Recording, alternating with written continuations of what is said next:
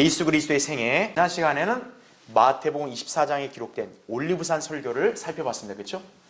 자, 그러고 나서 바로 주님은 이제 무리들에게 어떤 말씀을 강론하시냐, 이 천국과 연관해서 이제 열 처녀의 비유와 그 다음에 달란트 비유, 그리고 그 이후에는 민족들의 심판에 관해서 이제 가르치십니다. 자, 이 내용은 사복음서 중에서 마태복음에만 기록이 되어 있다 이거죠. 그러니까 예수님의 그런 생애의 시간적 순서는 마태복음 24장 올리브산 설교 뒤이어서 25장, 바로 이 일이 있었다, 그렇게 여러분 이해하시고, 그리고 이 비유들은 왜 마태복음에만 기록됐냐면 바로 천국, 왕국과 관련이 있는 주제이기 때문에 그런 것이에요. 예. 그러니까 여러분이 그 점을 예전 강의를 통해 잘 이해하셨기 때문에 제가 이제 바로 25장을 들어가겠습니다. 자, 여러분 교환을 먼저 보세요. 자, 천국 비유라 해서 이제 열 처녀 비유를 말씀하셨다라는 얘기죠. 예. 자, 지난 시간에 올리브산 설교도 사실 해당되는 대상은 유대인들이라고 했죠. 그렇죠? 자, 25장이 이어지는 거란 말이에요.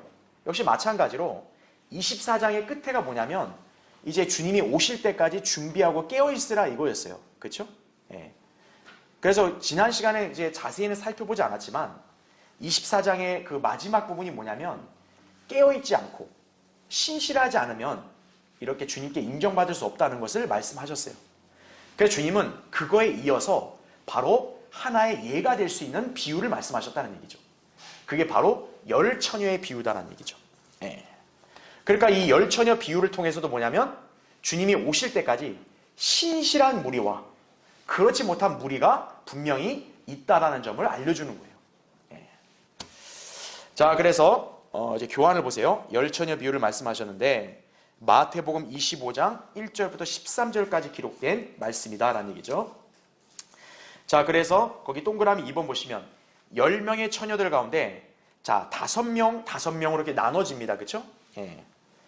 그러니까 이거는 뭐냐면 주님께서 재림하시기 직전에, 그러니까 환란을 통과하고 있는 사람들 중에서는 또 이렇게 주님께 인정받는 신실한 사람들의 무리가 있고 또 그렇지 않은 무리가 있다. 이 두 부류가 있다는 걸 강조하기 위해서 이 열 처녀 비유를 말씀하실 때 어떻게 보면 주님이 약간 반으로 나누셨다고 볼 수 있겠죠. 그렇죠?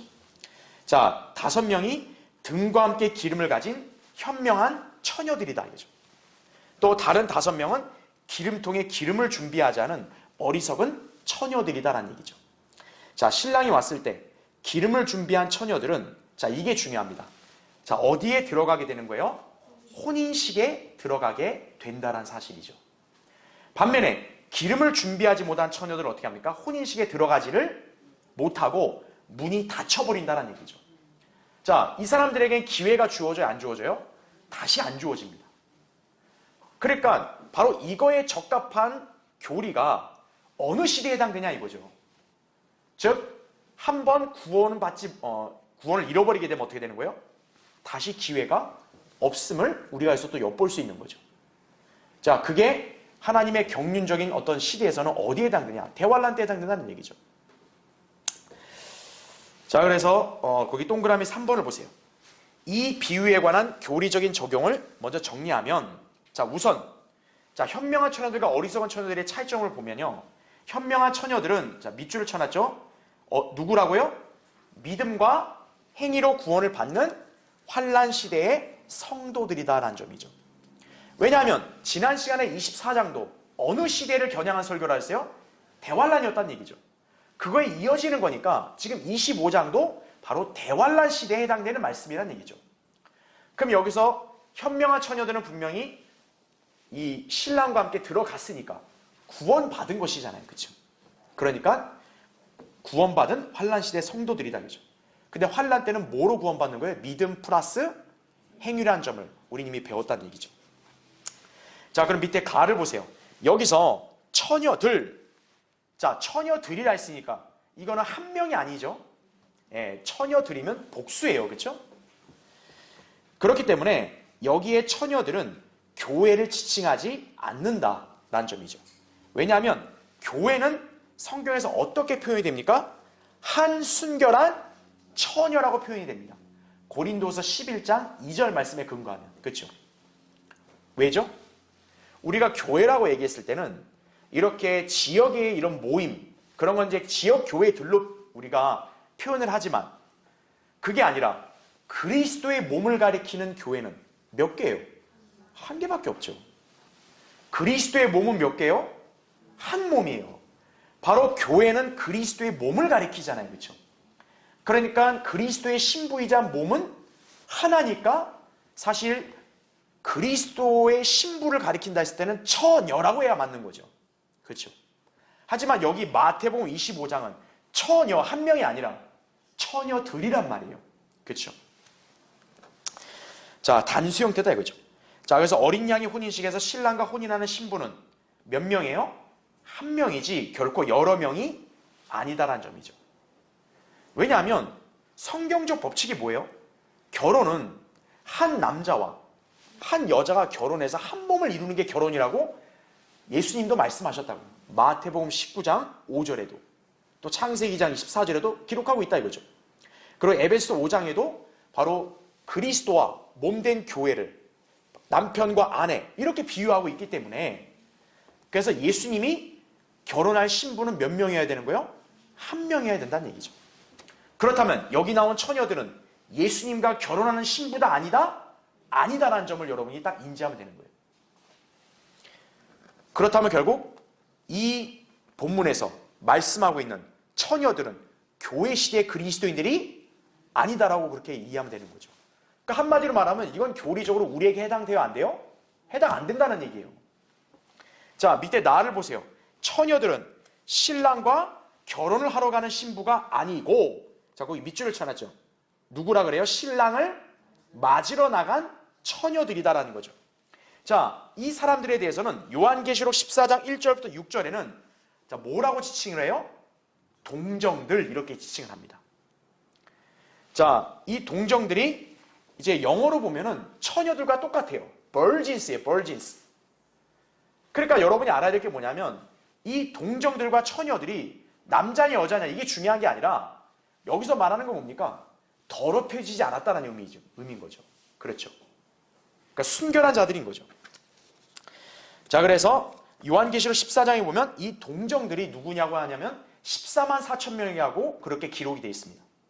그럼 14만 4천 명은 요한계시록 7장에 보면 이스라엘의 12지파였잖아요. 그렇죠. 예.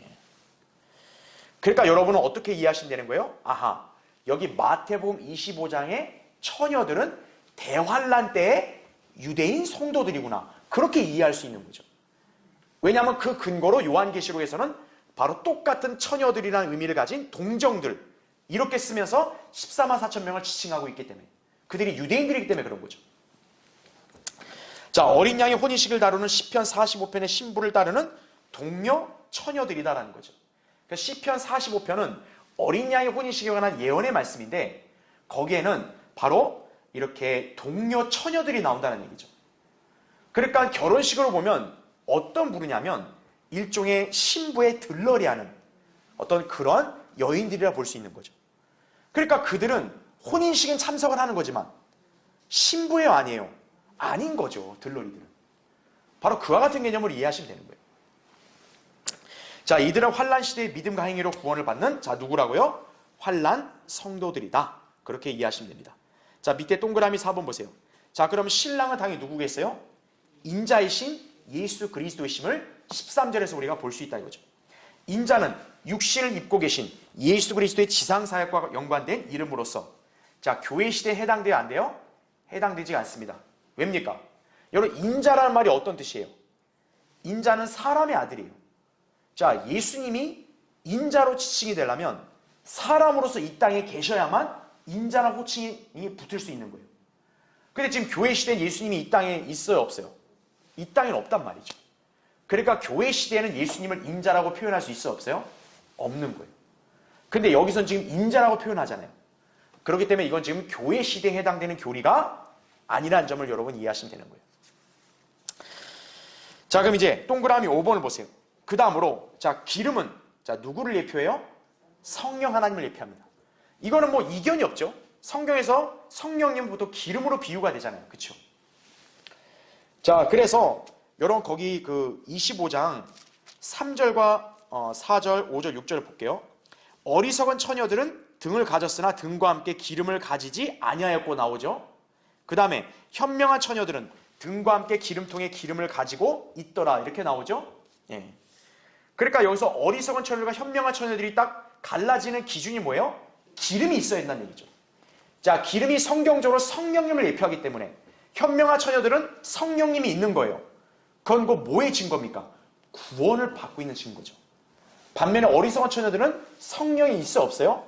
없는 거예요. 그러니까 이 사람들은 구원을 잃어버렸다라고 볼 수 있는 거죠.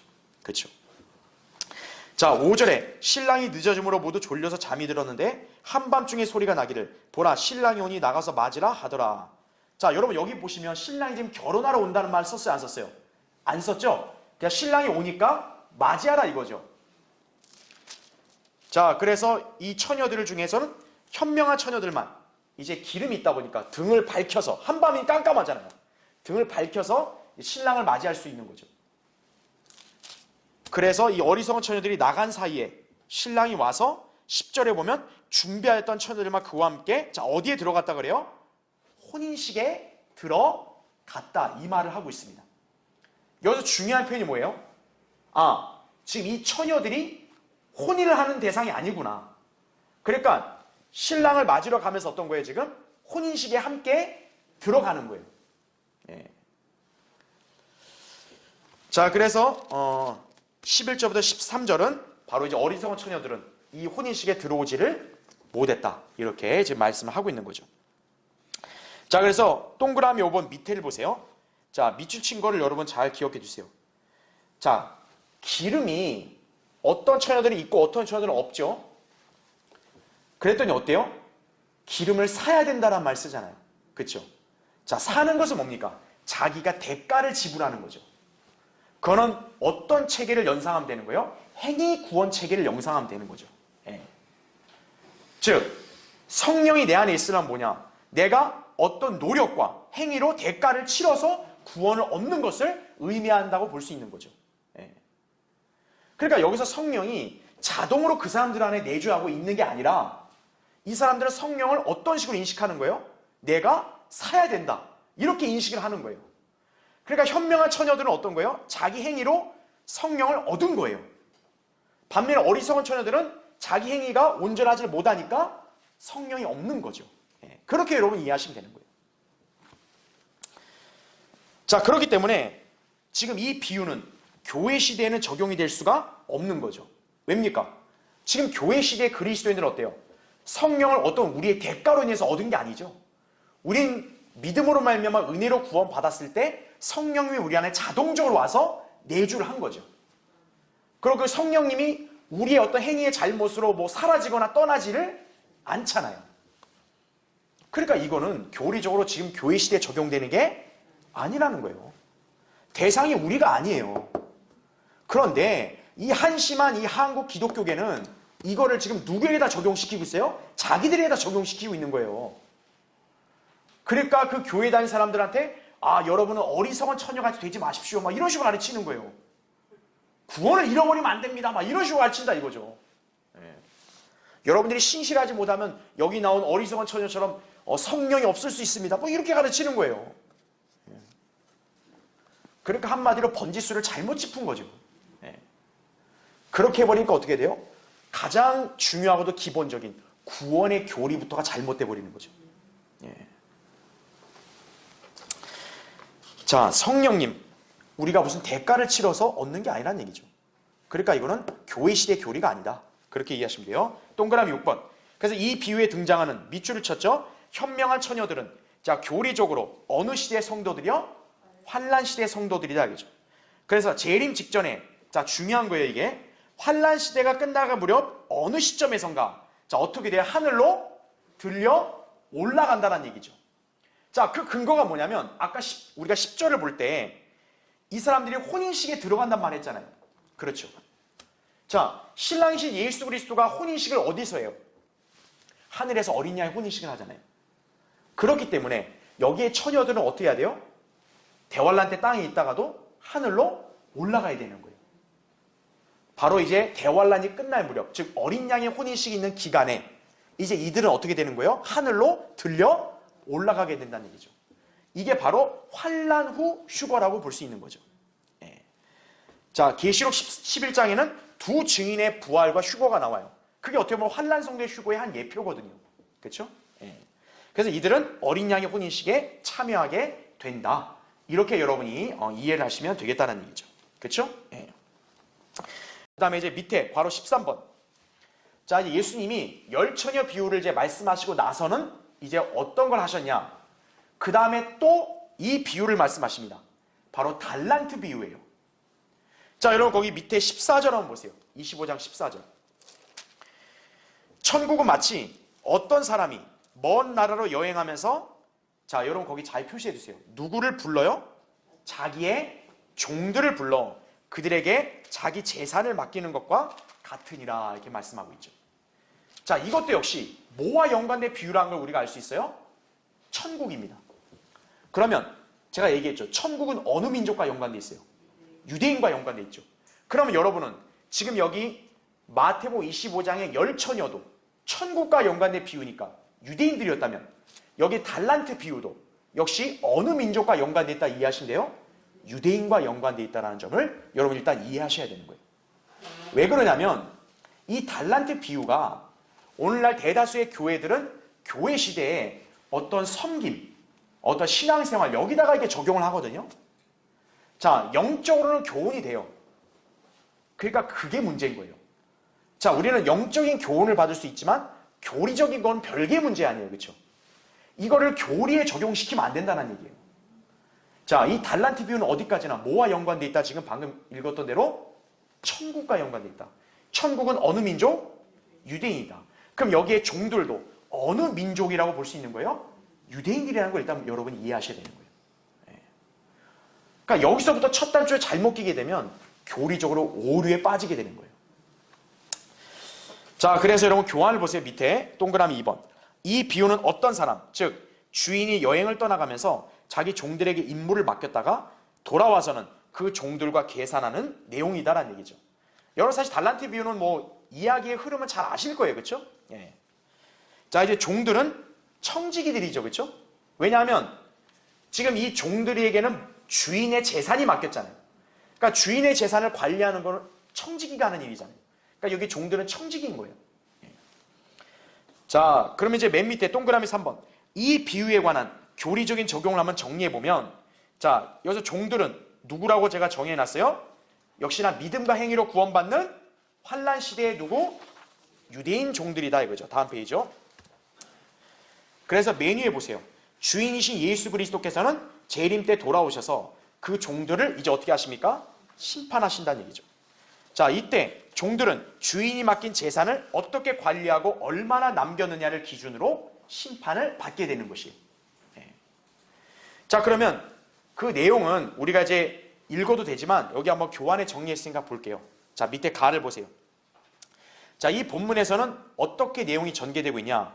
자, 세 사람이 등장을 합니다. 자, 주인이 이 세 사람의 종들에게 재산을 어떻게 맡기냐면 5달란트를 맡기고요. 어떤 사람한테는 2달란트를 맡기고요. 어떤 사람한테는 1달란트를 맡깁니다. 자, 그래서 이 세 사람한테 주인이 여행을 갔다 오는 동안 이 재산을 잘 맡고 관리하라는 임무가 주어졌어요. 그래서 이제 주인이 돌아왔죠. 돌아와서 이제 어떻게 하냐? 종들과 결산하는 거죠. 나의 재산을 갖고 니들이 어떻게 관리했는지 보고하라 이거예요. 자, 그랬더니 5달란트 받은 사람은 그 5달란트를 그대로 벌었죠. 그렇죠? 그리고 2달란트 받은 사람은 2달란트를 더 벌었어요. 예. 자, 결국 이 사람들은 거기 가를 보세요. 각각 신실하게 일을 하여 자기가 받은 만큼, 즉 5달란트, 2달란트를 더 벌었다 이거죠. 자, 주인이 이 종들을 어떻게 평가하느냐? 여러분 25장 거기 21절 한번 보세요. 그의 주인이 그에게 말하기를 잘하였도다 착하고 신실한 종아, 이렇게 나오죠? 예. 자, 이거는 그냥 영적으로 우리 그리스도인들에게 교훈이 되는 거예요. 이 땅에도 여러분은 하나님께서 맡겨주신 일과 또 여러 가지 그분이 원하신 뜻이 있다 이거죠. 여러분이 그걸 신실하게 잘해야 이렇게 칭찬받는 거예요. 보세요. 내가, 자, 뭐라고 얘기합니까? 적은 일에 신실하였으니 그러면 내가 너로 많은 것들을 다스리도록 하리라. 내 주인의 기쁨에 동참하라고 하더라. 이렇게 나오죠. 그리고 23절에도 2달란트를 더 번 사람한테도 잘하였도다 착하고 신실한 종아 내가 적은 일에 신실하였으니 내가 너로 많은 것들을 다스리도록 하리라. 내 주인의 기쁨에 동참하라. 이렇게 또 칭찬하시죠. 그렇죠? 자, 여러분 여기서 뭘 볼 수 있냐? 일단 칭찬을 받아요. 그리고 그에 상응하는 보상도 받는 거예요. 자, 유업이 뭡니까? 통치잖아요. 지금 여기도 이 사람들에게 다스리는 그런 권세를 주는 거죠. 자, 반면에 여러분 거기 이제 26절을 보세요. 자, 1달란트 받은 사람은 어떻게 하냐? 당연히 앞에 사람과 똑같이 1달란트를 벌어야 되잖아요. 근데 이 사람은 전혀 벌질 않아요. 그냥 잘 감춰만 놨다고 얘기합니다. 그러니까 26절에 그의 주인이 대답하여 그에게 말하기를 악하고 뭐라 그래요? 게으른 종아 이거죠. 왜요? 청지기는 뭘 해야 돼요? 일을 해야 되는 사람 아니에요. 일을 한다면 생산성이 있어야 되는 거예요. 이거는 이 시대 교회 시대 성도도 마찬가지예요. 여러분도 이 땅에서 주님을 섬기는 청지기라면 청지기로서 주님을 위해서 일함으로써 여러분도 열매를 맺는 삶을 살아야 되는 거예요. 근데 아무것도 안 했다 이거죠. 그럼 게으른 종이라고 이렇게 주님께 책망을 듣는 거예요. 보세요. 너는 내가 심지 않은 것에서 거두고 뿌리지 않은 곳에서 모으는 줄 알았으니 그러면서 이제 그랬다면 차라리 환전상에게 맡겨서 이자랑 같이 벌어야 되지 않았냐 이거죠. 그러면서 28절 보세요. 그러므로 그에게서 그 1달란트를 어떻게 했대요? 빼앗아 10달란트를 가진 사람에게 주라 이렇게 말하죠. 그 다음에 자 이게 결정적이에요. 바로 이 구절 때문에 이게 교리적으로 교회 시대에 적용될 수 없는 거예요. 30절 보세요. 너희는 그 쓸모없는 종을 자 어떻게 하라 그래요? 바깥 흑암에 내어 던지라. 거기서 울며 이를 갈고 있으리라고 하더라. 이 말씀하죠. 그러니까 이 달란트를 못 본 종은 하나님께 호되게 책망을 듣는 것뿐만 아니라 종국에는 어떻게 된 거예요? 바깥 흑암에 내 던져져 버리죠. 그럼 바깥 흑암이 어디냐 이거예요. 자 여기 보니까 울며 이를 간다 그랬죠. 자 마태복음 13장에 보면 불타는 용광로에 던져질 때 울며 이를 간다는 말씀이 나와요. 그렇다면 여기 바깥 흑암은 한마디로 어디겠어요? 지옥을 가리키는 거죠. 다시 말하면 지금 달란트를 벌지 않은 그런 악한 종은 모두 잃어버린 거예요. 한마디로 구원도 잃어버리는 거예요. 지옥으로 던져지는 거죠. 바로 이 구절 때문에 이 달란트 비유가 교회 시대에 적용되지를 않는다라고 이렇게 우리가 봐야 된다는 얘기예요. 만약 이걸 교회 시대에 적용시키면 어떤 혼란에 빠지는 거예요? 우리가 이 땅에서 믿음 생활 똑바로 못하고 하나님 뜻 안 따르면 지옥 가네? 이렇게 되는 거예요. 이거를 버젓이 한국 교계들이 또 가르치는 거예요. 이거 달란트 비유를. 여러분이 하나님이 주신 달란트를 소홀히 하면 안 됩니다. 여러분 소홀히 하면 나중에 또 구원 못 받으면 뭐 이런 식으로 하는 거예요. 제가 영적인 교훈을 받아야지 이거를 교리 그대로 적용시키면 안 된다 그랬잖아요. 그렇죠? 예. 자, 그래서 거기 다를 보세요. 교환의 다. 자, 밑줄을 친 거 보세요. 행위의 열매에 따라 구원이 결정되는 것은 교리적으로 교회 시대 그리스도인들이 아닌 자, 누구에게 적용된다고요? 환난 성도들에게 적용이 된다는 얘기죠. 여러분 그렇게 이해하셔야 되는 얘기죠. 자, 환난 성도들 중에서 누굴까요? 지금 천국은 아까 어느 민족이라 했어요? 유대인. 그러니까 여기에 환난 성도들은 더 정확히 말하자면 유대인 환난 성도들을 가리키는 거겠죠. 네. 그러니까 유대인 환난 성도들 중에서 이렇게 구원을 잃어버리면 아예 그냥 지옥에 던져지는 거예요. 반면에 구원을 지킨 사람들은 지금 여기 비유를 보면은 다스리는 권세가 주어지죠. 한마디로 구원과 뭐도 받는 거예요? 보상도 받는 거예요. 유업도 한꺼번에 받는 거예요. 자, 동그라미 4번 보세요. 자, 이 비유의 종. 자, 이 종이 청지기라는 거 알아요? 그렇죠? 그러면 어떤 청지기냐면 제가 밑줄을 쳐놨죠. 뭐를 맡았다고요? 하나님의 집을 맡은 청지기다 이거죠. 그럼 성경에서 하나님 집은 어디를 가리키냐? 옆에 밑줄을 쳐놨죠. 어느 집? 이스라엘과 유다의 집이라는 얘기죠. 히브리서 8장 8절에 그 근거 구절이 나온다 이거죠. 자, 그렇다면 이 종들은 이스라엘 집을 맡았다. 이렇게 이해하시면 되겠죠? 바로 이스라엘 집을 맡아서 그들을 인도하는 바로 지도자들을 가리키는 거겠죠. 그게 성경에서 바로 어떤 직분이에요? 거기 나온 대로 목자들이다라는 얘기죠. 아하, 그러니까 여기 달란트 비유에 나오는 종들은 바로 누구를 가리키는 거예요? 유대인 종들을 가리킨다는 거죠. 특히 이스라엘이라는 그 백성을 이렇게 올바로 인도하는 그런 임무가 주어진 목자들을 가리킨다는 얘기죠. 바로 환난 때 유대인 성도들 중에서 바로 이스라엘 백성을 이렇게 왕국으로 들어갈 수 있도록 올바로 인도해야 될 그 청지기들을 가리키는구나. 그렇게 이해하시면 되는 거예요. 자, 가를 보세요. 마태복음 전체를 통해 참 목자는 자, 누구임을 알 수 있어요? 예수 그리스도임을 알 수 있죠. 자, 그리스도께서는 자신의 뒤를 따라서 이스라엘이라는 양무리를 인도할 자, 목자들로 자, 누구를 부르셨어요? 제자들을 부르셨죠.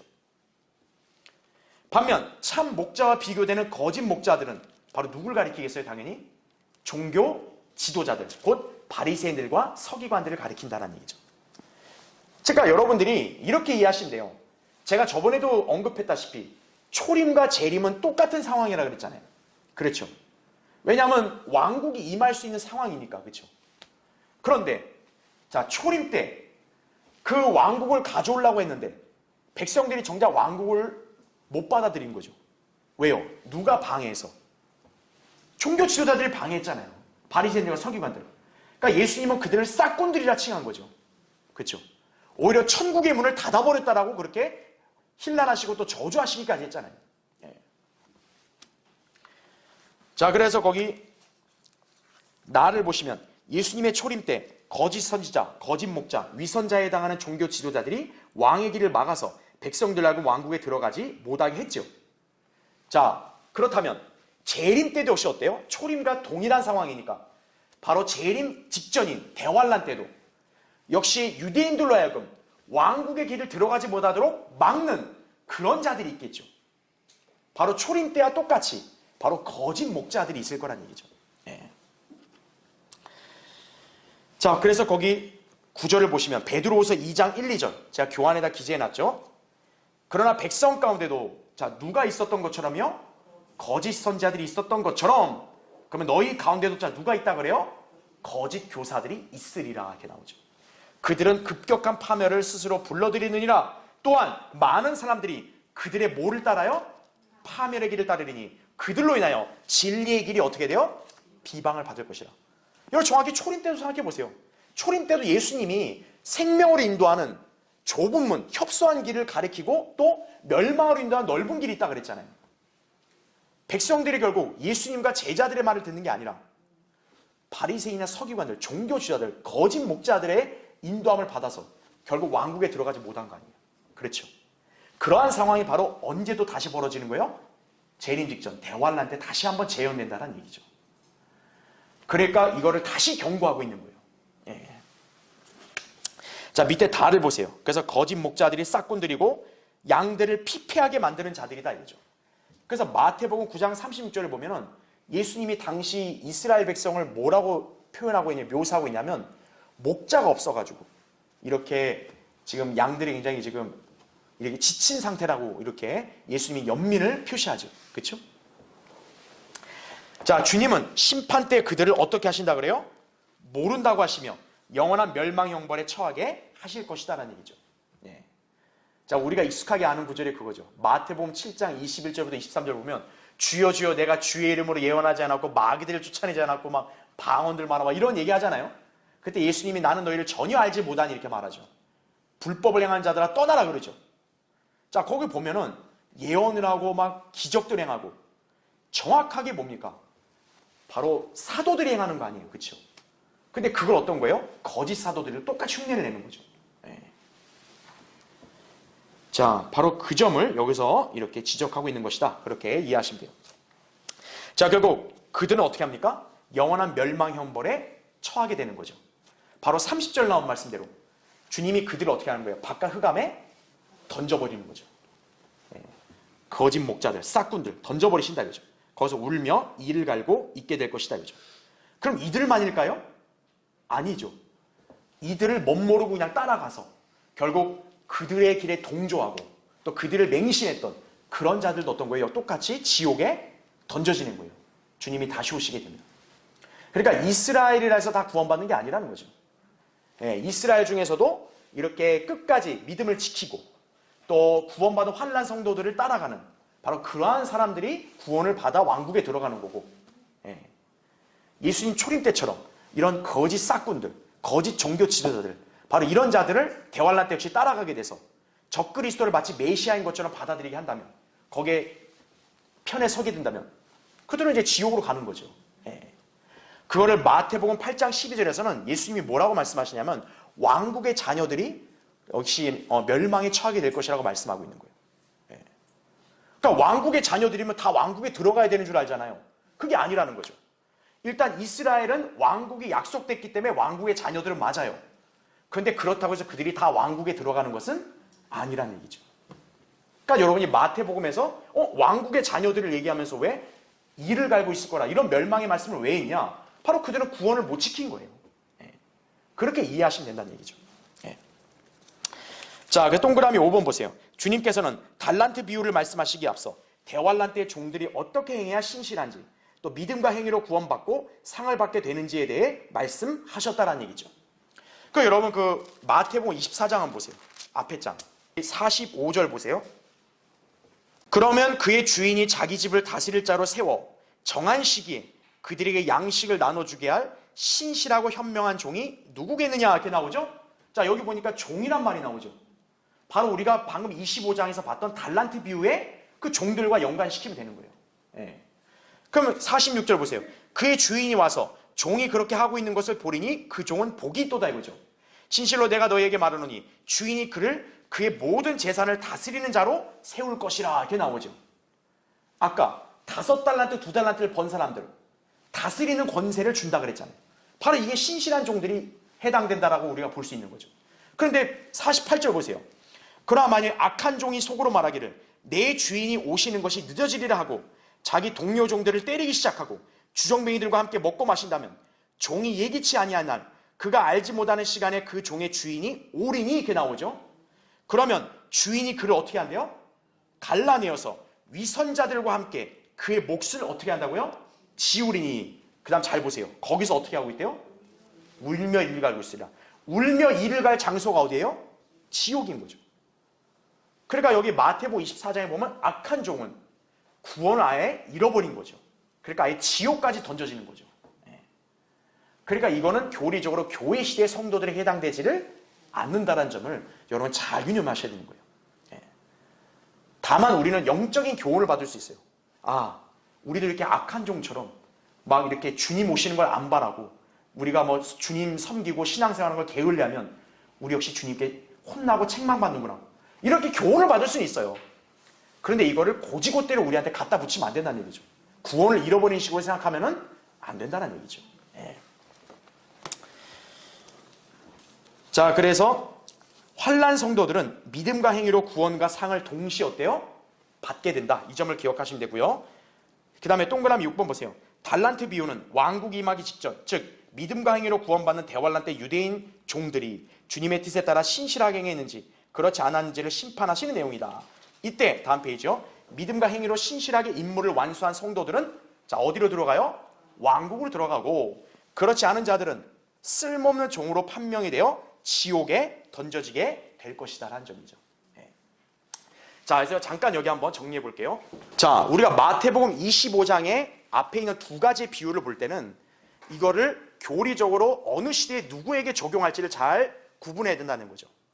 자, 먼저 열 처녀 비유 나오죠? 그쵸? 그 다음에 달란트 비유가 나오죠? 자, 일단 특징이 뭐냐? 여기서는 현명한 5 처녀가 있고 그 다음에 어리석은 5 처녀가 있다 이거죠. 특징이 이들은 기름이 있고 이들은 기름이 없는 거예요. 그래서 결국 이 사람들은 어디에 들어갔다라고 기록되어 있어요? 혼인식이다 이거죠. 그럼 이 혼인식이 뭐냐? 바로 어린 양의 혼인식. 이 어린 양의 혼인식에 참석할 수 있게 된다는 얘기죠. 그러니까 여기에 처녀들은 바로 누구라는 거죠? 환난 성도들이라는 거죠. 그것도 유대인, 더 정확히 얘기하면. 그럼 여러분이 어떻게 이해하시면 되는 거예요? 아, 이 유대인 환란 성도들은 어디에 갈 수 있다는 거예요? 대환란 때 이제 믿음을 지키고 신실하게 주님 섬기고 그런 사람들은 휴거되는 거죠. 바로 이 사람들이 이제 환란 후 휴거가 된다. 자, 이 점을 열처녀 비유에서는 지금 말씀하고 있는 거예요. 자, 반면에 달란트 비유는 뭐냐? 달란트 비유에서는 역시나 두 부류예요. 자, 벌어들인 사람, 종하고, 자, 못 벌어들인 종이 있다 이거죠. 그렇죠? 그 특징이 뭡니까? 벌어들인 종에게는 일단 왕국에 들어갈 수 있는 거예요. 그렇죠? 자, 왕국에 들어가서 뭐까지 할 수 있냐면 주인의 재산을 이제 받아서 통치, 다스리는 걸 하는 거예요. 반면에 이 종은 뭡니까? 아예 지옥으로 던져지는 거죠. 그렇죠. 바로 이들도 역시 누구라는 걸 우리가 알 수 있는 거예요. 아, 행위가 온전하지 못하면 지옥으로 가고, 행위가 똑바르면은 왕국으로 들어가는 구원을 받으면서 동시에 모두 받는 거예요. 상도 받는 거죠. 예. 바로 이들도 역시 유대인 환란 성도들, 이렇게 여러분이 이해하시면 된다는 얘기죠. 그렇죠. 예. 그럼 이제 어떤 부분에서 이거를 좀 다른 각도로 예수님이 이거를 설명하신 거냐면, 바로 유대인 환란 성도들 중에서 어떤 성도들은 혼인식에 참석해서 올라가고, 이렇게 종들, 즉 지상의 대환란 때 남아있는 유대인들을 왕국으로 들어갈 수 있도록 올바로 인도하는 임무를 맡은 그러한 종들, 목자들이 있는 거죠. 바로 그들은 주님이 지상 재림하게 되면 그때 이제 평가를 받는 거죠. 예. 어떻게 보면 약간 유대인 성도들은 이제 재림 때 이렇게 평가를 받아서 신실하다고 인정이 되면 통치, 다스리는 권세까지 받는구나, 이거를 보여주는 거고, 또 유대인 성도들은 이렇게 또 어린 양의 혼인식에 참석을 할 수 있다, 이 점을 열처녀 비유에서는 이제 그걸 보여주는 거고, 그러니까 다각도를 비춰서 이렇게 유대인 환란 성도들이 끝까지 구원을 지키면 바로 어떤 복을 받게 되는지를 설명하고 있는 거죠. 그렇죠. 예. 그래서 여기 처녀들이 이제 바로 동정들이다 이거죠. 이 동정들이 계시록 14장에는 14만 4천 명. 예. 그 여호와의 증인 아니에요. 예. 신천지는 더더욱 아니에요. 근데 자기들이 우기고 있는 거예요. 진짜 아주 답답하고 정말 돌아버릴 노릇이에요, 이거. 이게 뭐 자기들하고 무슨 관계가 있어? 아무 관계도 없는데. 예. 바로 유대인 환란 성도들이 환란 성도들이라고요. 그래서 이 성도들은 요한계시록 14장에 보면 하늘에 있다고 얘기한다고요. 하늘에 있다는 게 바로 이거죠. 혼인식에 들어가기 위해서 들려 올라간 거고. 그렇죠? 그리고 이제 유대인 환란 성도들이 재림 때는 바로 이제 신실하다고 이제 심판을 받게 되면 왕국으로 들어가서 통치하는 거고, 그렇지 못한 사람들 어떤 거예요? 지옥으로 던져지는 거고. 자, 이 점을 얘기하는 거예요. 자, 그렇다면 마태복음 25장에서는 먼저 비유가 이렇게 나올 때 다 천국과 연관해서 나왔으니까 이건 다 유대인들에게 해당된다, 그렇게 볼 수 있겠죠? 31절을 보기 전에 일단 펴놓으시고 여러분 그 교환에 동그라미 7번 보세요. 한편 달란트의 비유와 열문화의 비유는 서로 다른 비유다. 제가 이렇게 다시 한번 설명해 놓은 거를 좀 짚고 넘어갈게요. 여러분 예전에 제가 강의도 했기 때문에 자세히는 안 하고 간단히 볼게요. 일반 교회는 이 두 가지가 좀 내용이 비슷하다 보니까 이걸 똑같다고 가르치는 경우가 많아요. 근데 이 두 비유는 엄연히 다른 거란 얘기죠. 예. 자, 밑에 가를 보세요. 달란트의 비유는 뭐의 비유예요? 천국의 비유. 열문화의 비유는 뭐의 비유예요? 하나님의 나라의 비유다라는 거죠. 그러니까 천국과 하나님의 나라가 하나님이 통치한다는 건 분명히 성격이 같지만 본질은 어때요? 다른 나라죠. 그냥 밑에 달란트는 어느 민족의 무게단이에요? 유대인이고, 문화는 어느 민족? 이방인이다라는 얘기죠. 그 다음 달란트 비유에서는 종들의 수가 몇 명이 등장해요? 3명이 등장합니다. 반면에 열문화의 비유에서는 몇 명 등장해요? 10명이 나와요.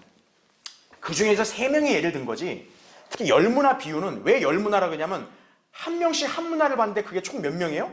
10명인 거예요. 왜 하필 10명이냐 이거죠. 성경에서 10은 어느 민족의 수를 대표해요? 이방인의 수거든요. 그러니까 열문화의 비유는 유대인에게 적용되는 비유가 아니라 이방인들에게 적용되는 비유라는 얘기죠. 바로 이거는 교회 시대, 이제 이방인, 이제 그리스도인들, 바로 이들이 신실하게 주님을 어떻게 섬겼냐에 따라서 평가를 받는 거죠. 그래서 라를 보시면 달란트 비유는 서로 다른 양이 주어지죠. 아까 5달란트, 2달란트 뭐 이게 다 다르잖아요. 그렇죠? 1달란트. 그렇죠? 반면에 열문화의 비유는 똑같이 주어지죠. 같은 양이. 그렇죠? 밑에 달란트 비유에서는 쓸모없는 종은 어디로 떨어져요? 지옥으로 가고, 열문화의 비유는 지옥에 가요, 안 가요? 지옥으로 떨어진단 말이 없어요. 누가복음 19장에는. 그래서 다르다라는 얘기예요. 지옥에는 떨어지지 않지만 그냥 뺏긴다 이거죠. 예. 바로 여러분은 뭘 이해하시면 되냐면, 교회 시대의 그리스도인들은 구원을 잃어버리는 게 아니구나. 단지 뭡니까? 이 땅에서 신실하지 못하고 게으르면 주님 앞에 섰을 때 상이 없는 거예요. 예. 그러니까 참 비참하게 되는 거죠. 예. 따라 달란트 비유는 어느 성도들에게 적용되어? 환난 성도들. 열문화의 비유는 어느 성도들에게 적용되어? 교회 시대 성도들. 여러분 이 점을 이해하시면 되겠습니다. 자, 그다음 밑에 괄호 13번. 자, 민족들의 심판, 양과 염소를 구분하는 심판에 관해 말씀하셨다 이거죠. 자, 이것도 역시 마태복음에만 언급이 되고 있어요. 자, 31절부터 46절까지인데 우리가 익숙하게 아는 본문입니다. 바로 민족들의 심판으로서 양과 염소를 가르치는 거예요. 그런데 오늘날 이 딱한 기독교계는 이걸 또 자기들에게 적용시키는 거예요. 네. 그러니까 또 혼란스러운 거죠. 네. 자, 이 말씀이 어느 시대에 해당이 되는지 볼게요. 성경에서 바로 나와요. 거기 31절을 보세요. 자, 인자가 그의 영광 중에 오고 또 모두 거룩한 천사들이 그와 함께 오면 이렇게 나오죠. 그때 그가 그의 영광의 보좌에 앉으리니 나오죠. 즉 다시 말하면 예수님이 천사들과 함께 와서 영광의 보좌에 어때요? 앉는 때 이 심판이 있다라는 얘기예요. 그게 언제예요? 재림 아니겠어요? 지금 예수님이 뭐 이 땅에 와서 앉았어요? 보좌에? 아니란 말이에요. 예. 아니, 성경에 기록된 걸 정확하게 딱 보고 적용을 해야지. 왜 다 무시하고 엉뚱한 걸 갖다 붙이냐 이거예요. 자, 우리 교환에 동그라미 2번을 보세요. 자, 특이한 점이 뭐냐면 아까까지는 천국과 연관된 비유예요. 비유입니다. 하지만 지금 이 말씀은 비유예요, 아니에요? 비유가 아니에요. 이거는 실제적인 예언을 지금 말씀하고 있는 거예요.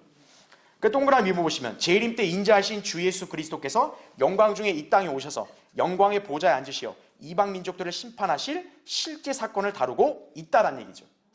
한편 민족들의 심판은 백보자 심판이나 그리스도의 심판석과 구분이 된다는 점을 아셔야 돼요. 로마 카톨릭은 이거를 백보자 심판에다 적용시켜요. 자, 그럼 왜 혼란스럽게 되는지 이제 설명드릴게요. 자, 밑에 가를 보세요. 먼저 여기 본문을 여러분 뚫어지게 한번 다 보고 그리스도인이라는 단어를 찾아보세요. 있어요? 없어요. 그래서 이 심판은 그리스도의 심판석이 될 수 있다 없다? 없다라는 얘기죠. 게다가 그리스도의 심판석은 그리스도인의 뭐가 불탑니까? 행위들이 불타죠. 그리스도인 자신이 불타요? 아니란 얘기죠. 고린도전서 3장 13절 15절을 보면 내가 불타는 게 아니라 내 앞에서 불이 지나가서 공적이 불타는 거예요. 근데 지금 여기 본문을 보면 어떤 공적이 불탄단 말이 없어요. 그냥 뭐예요? 바로 염소들은 그냥 불 속으로 들어가라고 그러잖아요. 아예 산채로 던져지는 거 아니에요. 그렇죠? 마귀와 그의 천사들을 위하여 준비한 영원한 불 속으로 이 염소들은 던져지게 된다는 얘기죠. 자, 나를 보세요. 또 이 심판에는 여러 죽은 자들이 나와요, 안 나와요? 안 나옵니다.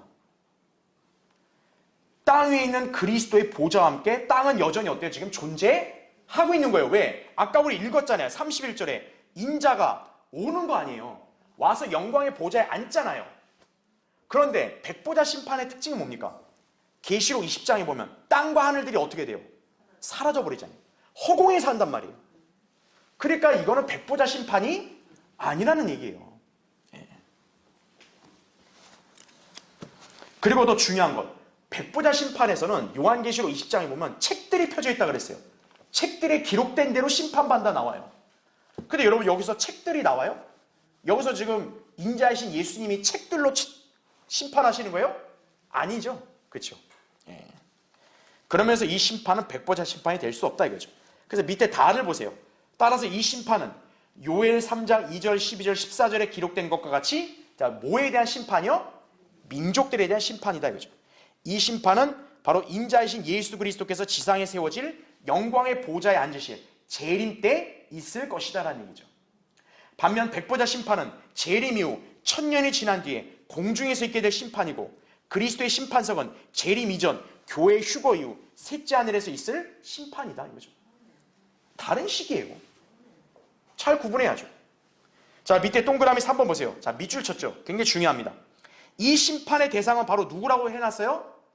대환란을 통과하는 민족들, 곧 이방인들이다라는 얘기죠. 그래서 제가 얘기했잖아요. 이거는 교회 시대 그리스도인들과 아무 관계없다고요. 왜요?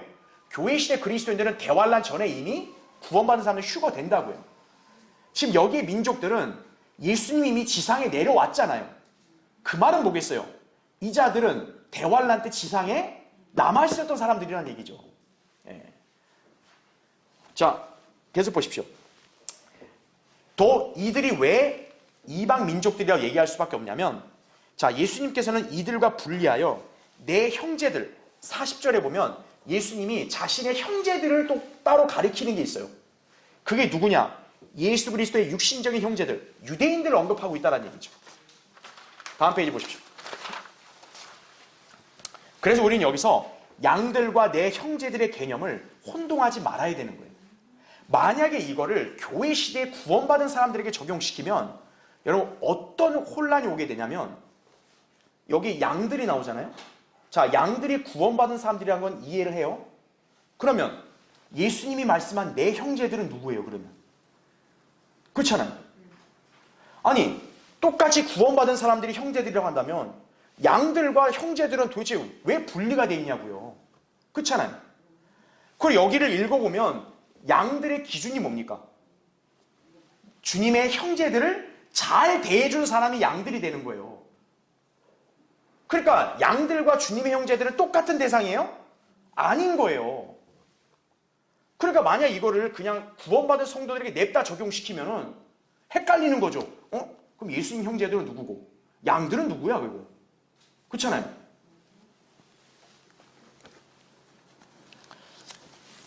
자, 그럼 이걸 어떻게 해석하는 거예요? 여기 보니까 예수님의 형제들을 보니까 잘 대해주라는 말씀이 있으니까 이웃 사랑 갖다 붙이는 거지. 이웃을 사랑하면 곧 예수님을 사랑한 거다 이거죠. 그런 사람은 양이 돼서 이제 왕국에 들어간다. 또 이런 식으로 가르치는 거예요. 한심하죠? 네. 그럼 뭐가 돼요? 행위구원이 되는 거잖아요. 그렇죠. 네. 자, 그래서 밑에 나를 보세요. 밑줄 친 거. 여기서는 분명히 양들과 예수님의 육신의 형제들이 서로 다른 별개의 그룹임은 의심의 여지가 없다는 얘기죠. 그럼 다를 보세요. 밑줄 친 거. 여기서 이 심판에서 내 형제들은 말 그대로 누구를 가리켜요? 왕이신 예수님의 육체적인 형제들을 가리킨다는 얘기죠. 야고보서 4장이나 5장을 보면 형제들이란 말이 많이 나오는 게 왜 그러냐면 이스라엘은 다 형제들인 거예요. 자, 예수님도 이스라엘인으로 이 땅에 오셨잖아요. 그러니까 예수님도 이스라엘과 형제가 되는 거예요. 육체의 형제가 되는 거예요. 그래서 자신의 육신의 형제들인 유대인들을 지칭할 때 예수님은 형제들이라는 표현을 썼다는 얘기죠. 복음서에서. 자, 그러면 밑에 라를 보세요. 그럼 여기서 양들은 누굴까요? 즉 주님의 형제들인 유대인들을 어떻게 하는 거예요? 잘 대우한 사람들인 거죠. 그런 사람들은 양들이 된다 이거죠. 그러니까 여기에 양들은 유대인이 아닌 거예요. 또 그리스도인도 아닌 거예요. 왜? 우리가 유대인 잘 대해줘서 양이 됐나요? 아니잖아요. 그러니까 여기에 양들은 유대인을 잘 대해준 또 다른 민족인 거예요. 바로 대환란 때 똑같이 유대인들과 통과하면서 유대인들을 잘 대해준 이방인들이 해당이 된다는 얘기죠. 그래서 그들은 주님의 오른편에 세게 되며 주님으로부터 34절에 이러한 말씀을 듣죠. 오라 나의 아버지의 복을 받은 자들아, 세상의 기초가 놓인 이래로 너희를 위하여 준비한 그 왕국을 이어받으라, 이렇게 나오죠. 이 사람들한테 하늘나라 간다 이 말 하는 게 아니고 왕국을 이어받으라 그러죠. 왕국이 뭐겠어요? 앞에서 얘기한 천국이잖아요. 천년왕국이라고요. 보세요. 반면 염소로 분류되는 민족들은 유대인의 편에 서지 않고 그들을 홀대한 자들임이 틀림없다라는 얘기죠. 말하자면 이들은 대환란 기간 동안 적그리스도에게 동조하여 이스라엘을 박해하는 편에 서고 그들을 돌보지 않았던 자들이다 이거죠. 그러니까 41절에서는 주님께서 이들을 뭐라고 불러요? 저주받은 자들이라 부른 거죠. 그러면서 내게서 떠나 마귀와 그의 천사들을 위하여 준비한 어디로 들어가라고요? 영원한 불 속으로 들어가라. 자, 이 자들도 역시 지옥에 던져지는 거죠. 행위가 똑바르지 않아서 지옥에 던져진 거예요. 어떤 행위? 유대인들을 잘 대하지를 않은 죄. 바로 이들은 이방인들, 대환란을 통과하는 이방인들을 가리키는 거죠. 자, 그래서 동그라미 4번 보세요. 민족들의 심판에 대한 기준은 마태복음 10장 40절부터 42절의 말씀과 일치한다는 얘기죠. 그건 제가 여러분 교환에 기재해 놨으니까 그냥 읽어보시면 돼요. 그러니까 예수님이 마태복음 10장에서 하신 말씀도 뭡니까? 유대인, 너희를 영접하면 나를 영접한 거다 이거죠. 너희를 잘 대우하면 곧 나를 대우한 거다. 이 원칙이 지금 대환란 때 이방인들이 구원받는 방법이 되는 거예요. 그러니까 여러분은 대환란 때는 믿음과 행위로 구원받는 걸 다 알잖아요. 그렇죠? 근데 유대인과 이방인이 약간 다른 게 뭐냐면 유대인들은 율법을 잘 지키는 것이고 이방인들은 어떤 행위가 필요한 거예요? 하나님 백성이 유대인을 잘 대우해 줘야 되는 거예요. 자, 마지막 동그라미 5번. 바로 그 내용이에요. 따라서 민족들의 심판은 왕국이 임하기 직전 대환란 때 유대인들을 잘 대우하고 보호한 이방인들을 양들로 분류해요. 천년왕국에 들어가게 되는 거죠. 반면에 염소들은 누구냐? 적그리스도의 편에 선 자들이겠죠. 왜요? 적그리스도가 유대인 죽이려고 막 발악을 하잖아요. 그럴 때 적그리스도 비위를 맞추려고 막 그 적그리스도 편에 서서 유대인들을 박해하고 괴롭히고 그들을 넘겨주려고 하고 그런 자들은 바로 뭐가 되는 거예요? 염소가 되는 거죠. 그런 자들은 이제 예수 그리스도가 재림하시면 천년왕국이 아니라 불못으로 던져지는 거예요. 바로 그 심판을 여기서 말씀하고 있는 거다. 그렇게 여러분이 이해하시면 된다는 얘기죠. 그렇죠? 그래서 여러분은 오늘 이 마태복음 25장에서 예수님이 말씀하신 진리를 잘 알아야 됩니다. 바로 25장의 열 처녀의 비유와 달란트 비유는 바로 이제 대환란을 통과하는 유대인 성도들에게 하신 말씀이다 이거죠. 그 다음에 그 이후에 민족들의 심판은 비유가 아니잖아요. 그건 앞으로 실제 있을 일. 즉 이제 대환란 끝나고 이제 이방 민족들이 유대인을 잘 대해줬으면 양으로 분류돼서 왕국에 동참하는 거고 그렇지 않은 자들은 이제 지옥에 바로 던져지게 될 것이다 이거죠. 그러니까 마태복음 25장은 그 어디에도 교회와 관련 있는 교리가 있다 없다? 없다라는 점을 여러분이 잘 인지하셔야 한다는 얘기죠.